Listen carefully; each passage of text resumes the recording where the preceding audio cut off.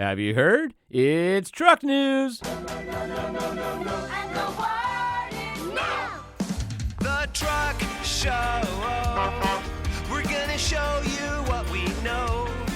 We're gonna answer what the truck, 'cause truck rhymes with the Truck Show. We have the lifted, we have the lowered, and everything in between. We'll talk about trucks that run on diesel, electricity, and on gasoline. The Truck Show, the Truck Show, the Truck Show. Oh, oh. It's the Truck Show with your host, Holman. That's right. It's the Truck Show.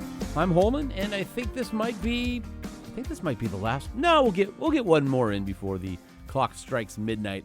So this is the next to the last show of the year. So before we get going, let's thank our sponsors. The Truck Show podcast is proudly brought to you in partnership with AMSOIL, the maker of the best synthetics and the same ones we use in our rigs. Today is the last day to take advantage of AMSOIL's holiday offer. Spend $125 or more on synthetic oil, lubricants, greases, car care products, and yes, even merch, and get the AMSOIL Blocks UTV set for free. Use the promo code Holman 2025 at checkout on AMSOIL.com. We use AMSOIL products to protect our rigs, and you should too. Time is also running out to get a Kershaw knife for 40% off of MSRP. This includes automatics, USA-made knives, and the code can be used more than once. Head over to kershaw.kaiusa.com before midnight on the 31st and use the code 2TSP2025. Get yourself a great knife. And if you want to treat yourself to the latest in adventure, gear, and upgrades for your vehicle, go to OVRmag.com and use the code @TruckShowPodcast for a discount on print or a 1-year digital subscription for free. Please remember that the Truck Show podcast survives off of sponsorships and your reviews. Please help me to keep it free by supporting our sponsors and leaving reviews and comments on Apple Podcasts or Spotify. Have you heard? No, it's not that. It's knee. No, knee. You're not doing it properly. Knee. That's it. You've got it. Oh, that's a classic. I won't divulge where that came from because, All right, so let's get caught up on some of the best news stories that you might have missed over the past few weeks, months maybe, on some of these. Jeep will celebrate its 85th anniversary this year, well, in 2026.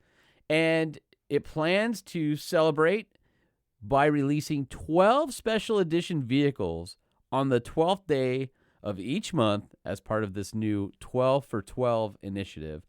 And the first one that they announced was the return of the 392, although it's not the Rubicon 392 like mine. This is the Moab 392. And there's a few differences. The Moab 392, the first difference is it's about $20,000 cheaper, which is more in line with the price I paid for my 23. And that's a big deal. So you can get into a Moab 392 for 2026 for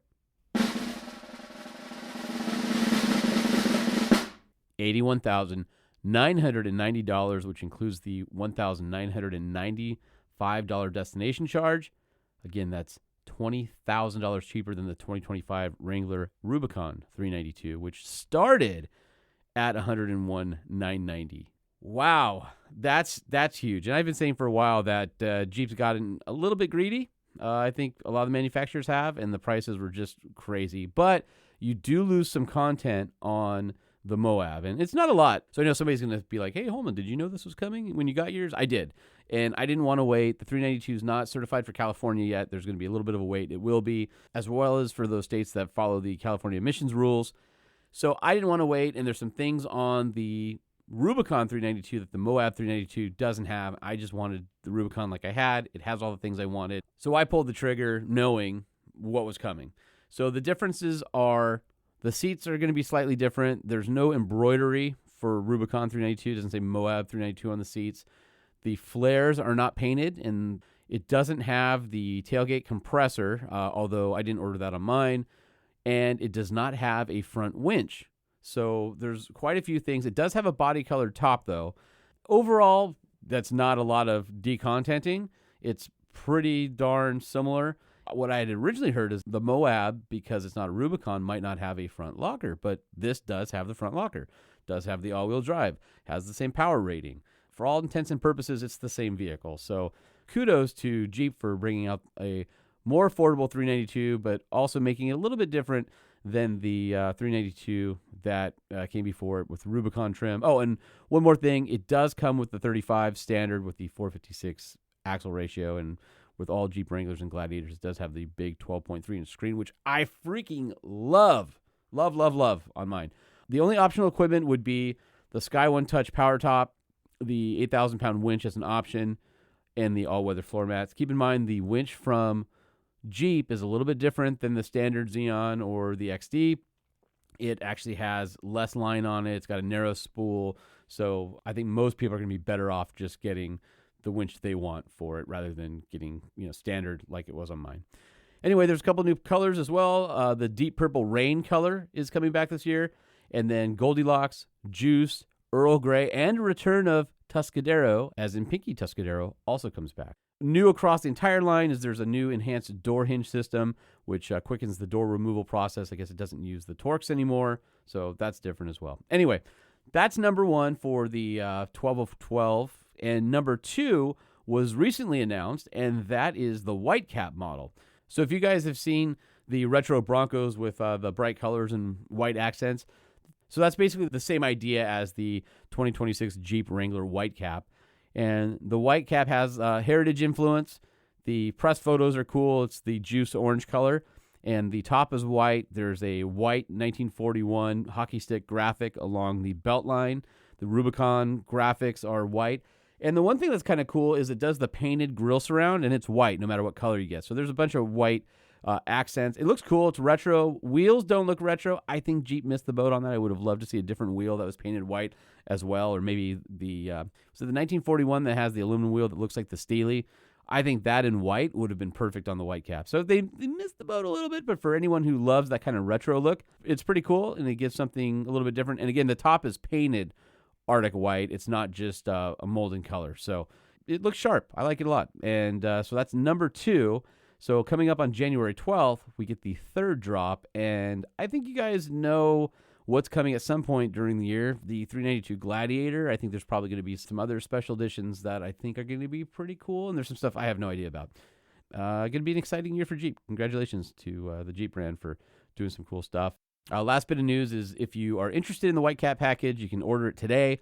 It's $495 on top of a Rubicon X. It's $2690 on top of a Sahara, and it's $3,185 on top of a Rubicon, which adds the body color fender flares and body colored hardtop. And this will be a limited run, so get yours while you can.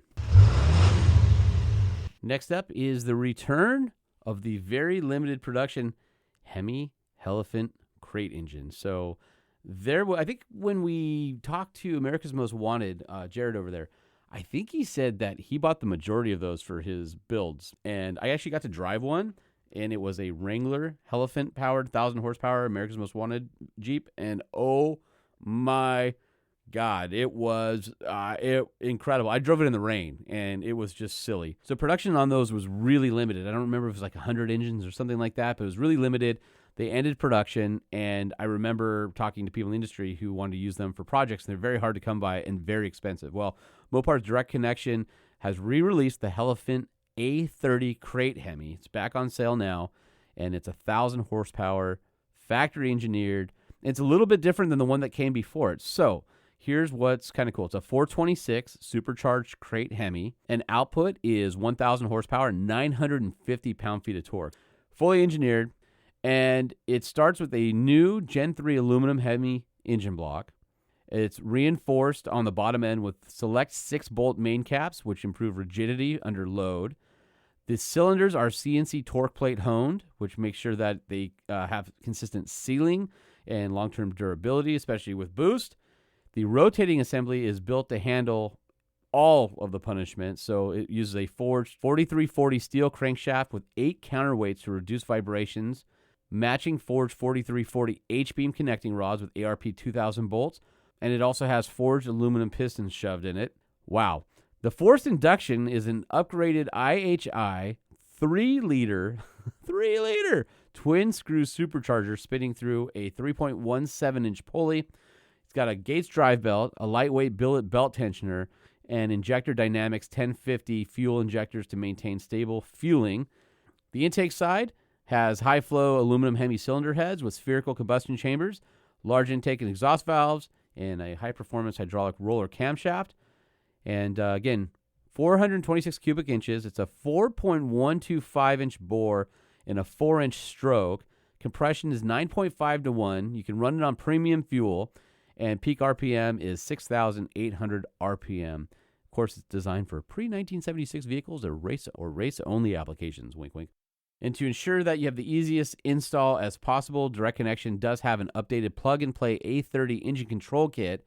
It's sold separately, but it's a revised controller that includes an updated calibration that's been developed for the A30, and it's not compatible with earlier elephants, and you have to have a VIN required to complete the purchase. Also, the engine is non-returnable. So, what are we thinking the price of the new A30 Elephant is? You ready for this? It's a cool $34,995. Wow. That's a really nice used car. But it's a 1,000 horsepower Hemi, so that's cool too. Anyway, find out more by visiting your local Jeep dealership or go to Mopar Direct Connection online and place your order today. I think we're all just happy that Mopar brought back the Elephant. THANKYOU, thank you, thank you. The world needs more factory-endorsed 1,000 horsepower V8s. You can hear it sucking. Of course, that's because of the blower, right? This place blows. All right, moving on to our next bit of news. If you're a Mopar fan and you just heard that Mopar Elephant return news and on the inside you're a little bit sad, let me tell you, there's a way to get a 1,000 horsepower Chevy Silverado regular cab 2-wheel drive truck in your driveway.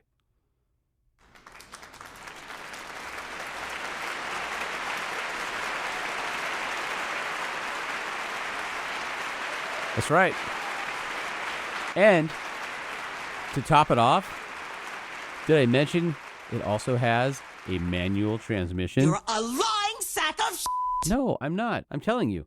This is something that's actually offered from Specialty Vehicle Engineering. It's the 2026 Yenko SC, and it's a supercharged Silverado pickup truck with a manual 6-speed. And it'll only cost you $89,995 above your donor truck. So here's what you get. 6-speed package content. 1,000 horsepower, 6.2-liter engine with aluminum block, forged 1538 MV twisted steel crankshaft. It's got induction hardened journals, intermediate pin drills, forged steel rods, and forged aluminum pistons, upgraded cylinder heads, upgraded fuel system, injectors, high output supercharger in black with the high flow cooling system. Includes a boost by wire control system and an 8-rib serpentine drive conversion. You can get it with a 91 or 93 octane tune, a stainless steel cat back, Yenko badge 6-piston Brembo front brake calipers with 16.1-inch vented rotors, 2-inch lower progressive rate front springs, 5-inch drop in the rear with Fox Performance shocks. It's got 6-spoke 22 by 10-inch lightweight forged aluminum wheels. You get in gunmetal satin black or satin black with a red line stripe, and you get the silver SYC center cap, Nitto front and rear drag radials. You also get a larger diameter heavy-duty rear sway bar assembly and traction bars to keep that thing planted, and a ton of badging so everybody knows exactly who you are and what you've been up to. So maybe we'll get these guys on the phone, but if you want one, I guess you can order it now. I think it's awesome. So let's see if we can find out more in a future episode of the Truck Show podcast. But, dude, 6-speed manual, 1,000 horsepower modern pickup truck. Come on, who's in? Are you in? So I hate to say I didn't get this in my SEMA coverage, but I wanted to go back to the Ford booth where they debuted both a Maverick street truck and then also a faster, more powerful Raptor. Okay, cool. Raptor's rad, obviously. Have a soft spot, and they did a 900 horsepower Raptor R, and it's super rad, and all those things. But the truck that I was really into is the 300T concept, but I believe it's something that Ford wants to make a package available next year. And think of it as like a more Lobo, I guess. So it still uses the 2-liter EcoBoost 4-cylinder, but it's got a different intercooler. It's got a turbo out of a Mustang, and they bump power by 50 horsepower and 40 pound-feet of torque. So now it's all-wheel drive, 300 horse, 317 pound-feet of torque, and it's just great looking. I mean, I don't even know where to start. It's like a gunmetal color, right? It's got these great-looking laced bronze wheels that are 20 by 8. It's got 245 wide Michelin Pilot Sport 4S tires, which is nuts. And it's super low to the ground. It's been lowered with, I guess, the same suspension package as the Lobo, so the Lobo lowering kit. It's got the Ford Performance badging and some other bronze accents, air designed to the spoiler on the front and the back of the cab and the tailgate. It's all super tasteful, but when I'm looking at it, I'm like, man, it just looks right. It's got big wheels. It's got the right stance. It's a rad little pickup. It reminds me of, back in the sport truck days. And I'm telling you, sport trucks, we've been saying it on the show for a few years now. Sport trucks are coming back from the factory. Lobo showed up. I know there's other manufacturers in the OE that have some stuff coming out that's going to be pretty cool. You've got the Yanko story we just did. You've got the Ram concept from the Mopar booth at SEMA that we talked about. I mean, they're coming back. People want sport trucks again, and this is a great way to dabble. Oh, and it has a Borla catback exhaust on it, too. You can go to FordCustomGarage.com and get the lowdown on the package, but it's tasteful. It looks great, and unlike the Lobo, which got a lot of performance enhancements but didn't get anything done to the powertrain, I'm loving the 300 horsepower, and I wonder if you won't see that 300 horsepower because it was done with it to be able to be warranted and durability and stuff. I wouldn't be surprised if you see a Lobo come with that engine calibration and turbo on it because, to me, I love the Lobo. It was so much fun to drive, but 300 horsepower would make that truck just next level. So, big fan here. What do you say we get into some patent news? Truck tech going full throttle. Take a look, it's a future model. New tech first, spotted here. R&D says the future's near. Protect that idea, it is good as gold. Bury the competition, more trucks sold. Do it for lightning, let's give a cheer. Give a cheer! Whoa! All right, so there's our patent jingle. Haven't used that one in a while. The trademark site revealed a line drawing of the 2027 Chevy Silverado, which it looks okay. The front just looks like another version of what's already out there. I think the 1500s look great. This makes the 1500 look a little bit more like a heavy duty.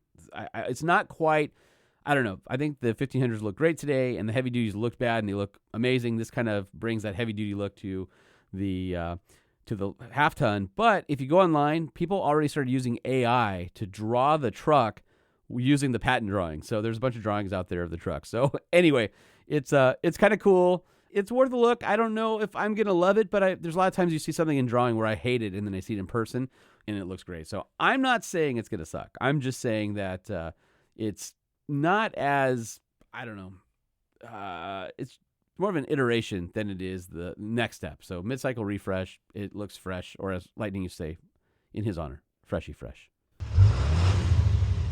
All right, let's bring you up to speed with a recall. Check engine light just went on. Noise under the hood ticks like a bomb. Recall covers metal, glass, leather, and plastic. Door handle pulled off in my hand. Just fantastic. So here's a brand that hasn't been in recall news in a while, but Toyota has expanded the engine recall on Tundra, LX600, and GX550, so that's the turbocharged V6, to now 127,000 more vehicles because they continue to have failures with those. And that's tough. So now the 2024 model year has been added, and apparently it's the same reason that the original batch of engines was recalled. So they said in a Toyota statement, quote unquote, there's a possibility that certain machining debris may not have been cleared from the engine when it was produced. In the involved vehicles, this can lead to potential engine knocking, rough engine running, engine no start, and loss of motive power. So that means that your engine quits on you. So anyway, this still only affects gas engines, not hybrids. But if you own a 22 to 24 Tundra, LX, or GX, then you should check with your local dealer, or you can go to the Toyota or Lexus recall websites or NHTSA's recall page for more information. And that'll do it for this episode of Have You Heard? Don't forget to follow us on social at Truck Show Podcast. Email us, truckshowpodcast@gmail.com, or leave us a message on the 5-star hotline, 657-205-6105. And thank you to AMSOIL, Kershaw Knives, and OVR Magazine for making this show possible. And please don't forget to leave us a review on Spotify or on Apple Podcasts. That'll do it for now. Let's do it again soon. The Truck Show Podcast is a production of Truck Famous LLC. This podcast was created by Sean Holman and Jay Tillis, hosted by Sean Holman, and uses production elements by DJ Omar Khan and Jay Tillis. If you like what you've heard, please open your Apple Podcast or Spotify app and leave us a 5-star review. And if you're a fan, there's no better way to support the show than by sharing it and patronizing our sponsors. Some vehicles may have been harmed during the making of this podcast.